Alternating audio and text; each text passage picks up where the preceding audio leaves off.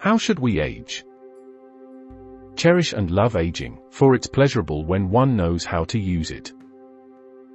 Take comfort that one has lived, that one day is equal to every day. On old age.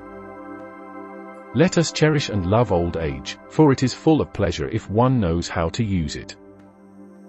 Fruits are most welcome when almost over, youth is most charming at its close, the last drink delights the toper, each pleasure reserves to the end the greatest delights which it contains. Life is most delightful when it is on the downward slope, but has not yet reached the abrupt decline, and I myself believe that the period which stands, so to speak, on the edge of the roof, possesses pleasures of its own. Or else the very fact of our not wanting pleasures has taken the place of the pleasures themselves.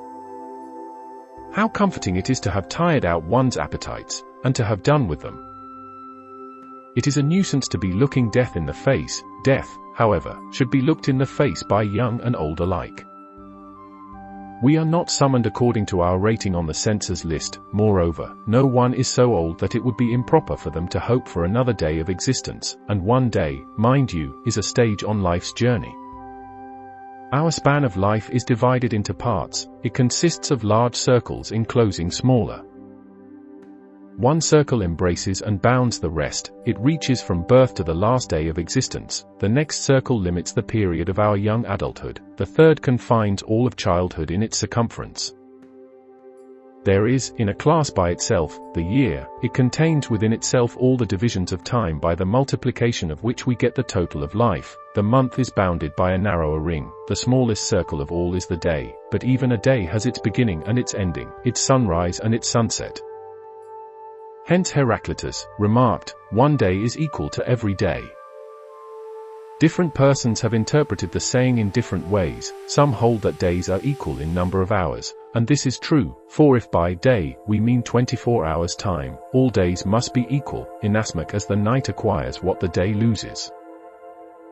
Others maintain that one day is equal to all days through resemblance, because the very longest space of time possesses no element which cannot be found in a single day, namely, light and darkness, and even to eternity day makes these alternations more numerous, not different when it is shorter and different again when it is longer.